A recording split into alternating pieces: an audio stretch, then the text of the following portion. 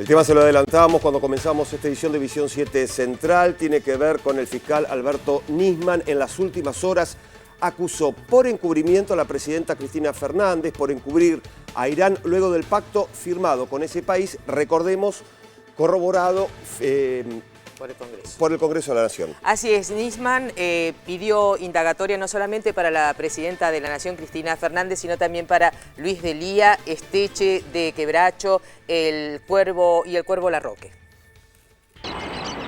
En diciembre pasado, el Gobierno Nacional anunciaba una renovación a fondo de la Secretaría de Inteligencia, tras la renuncia de su titular, Héctor Icazuriaga. En su reemplazo, la presidenta Cristina Fernández designó a Oscar Parrilli, quien desde su llegada impulsó un recambio en la conducción.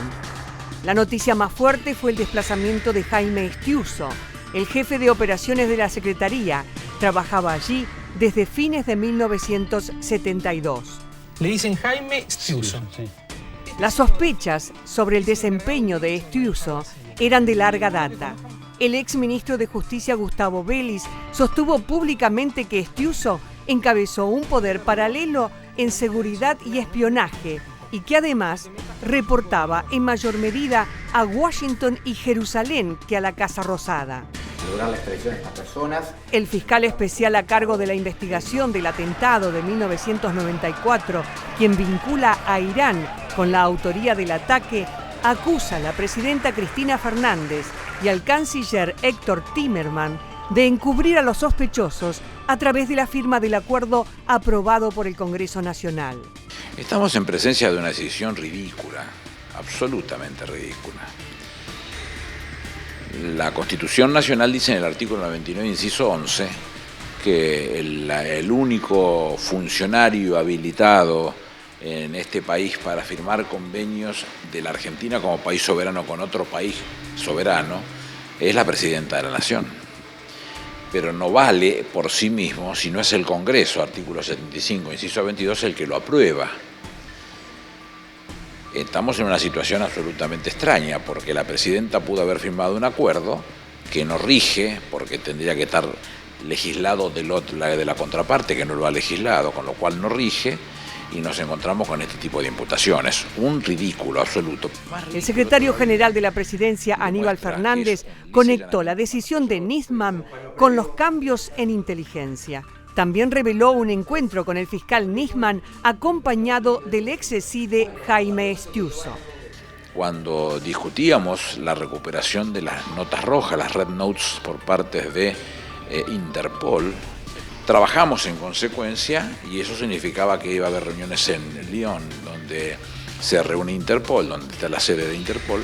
Cuando se producía ese hecho, yo le pedí al fiscal Nisman que viajara, porque era importante que él, que había sido el que solicitaba la indagatoria de estos 9 ciudadanos, 8 iraníes y un libanés, estuviera a mano de todos la gente de la Policía Federal y la gente de Cancillería que participaba de esta discusión pudiera colaborar. Él se oponía a este tema, quedamos en encontrarnos a la tarde y vino a la tarde con Jaime Estiuso, un miembro de la Secretaría de Inteligencia del Estado. Yo tengo que sostener entonces, o pensar desde la subjetividad más contundente que están a la mano, que es un manotazo de ahogado porque es justo la discusión que se está dando en este momento en la Secretaría de Inteligencia, un estamento del gobierno.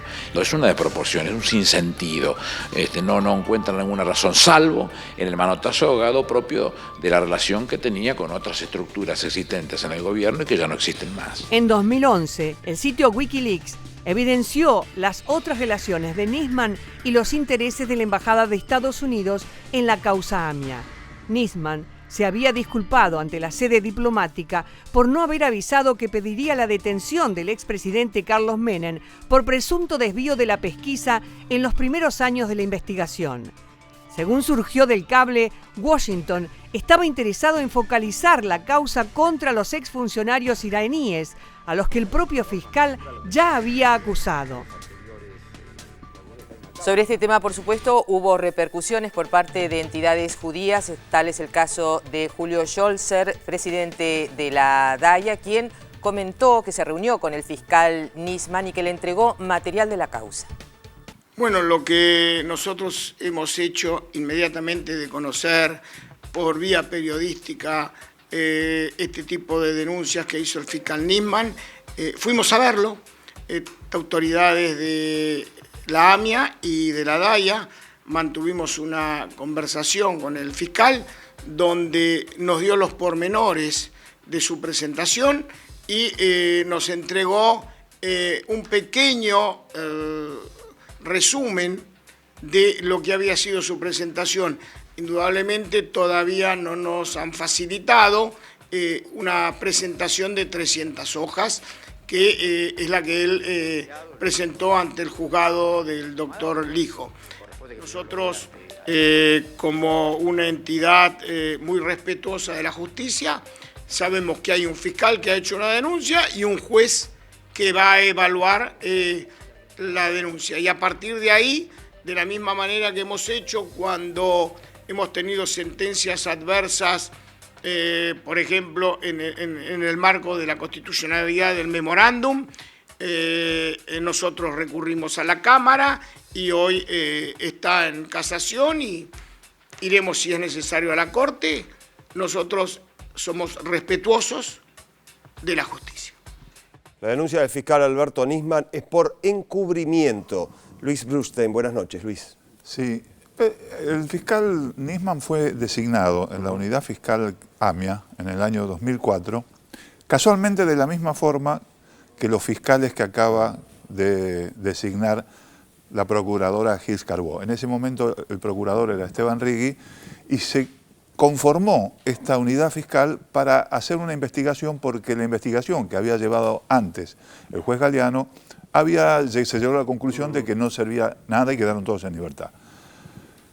El fiscal trabajó con el director de operaciones de la CIDE, que es este señor Jaime Stiuso, que acaba de ser echado, hará un mes o menos, sí, algunos días que fue echado de la CIDE, que a su vez era el contacto con los servicios de inteligencia de Israel, el Mossad, y con la CIA.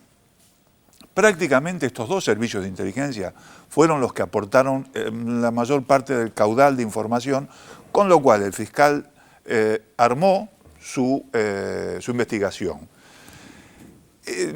Hace varios años que el fiscal no aporta ni una sola coma a esa investigación. Cuando él la presentó, el mismo Néstor Kirchner convirtió en una práctica de su gobierno y después del gobierno de Cristina Kirchner de ir todos los años a Naciones Unidas para hacer la denuncia contra Irán, que tenía 8 acusados, incluso varios de ellos en niveles altos del gobierno iraní. Fue una práctica, incluso iba acompañado por representantes de los organismos de la colectividad judía y por representantes de las distintas agrupaciones de familiares de víctimas de la AMIA.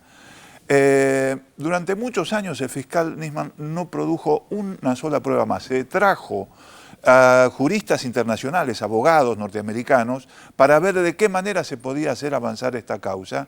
Y estos mismos abogados dijeron que, bueno, que la investigación podía estar bien hecha, que había una hilación de los hechos que tenía una coherencia, pero que desde el punto de vista judicial no había una prueba que pudiera, digamos, comprometer a los acusados en esta hipótesis.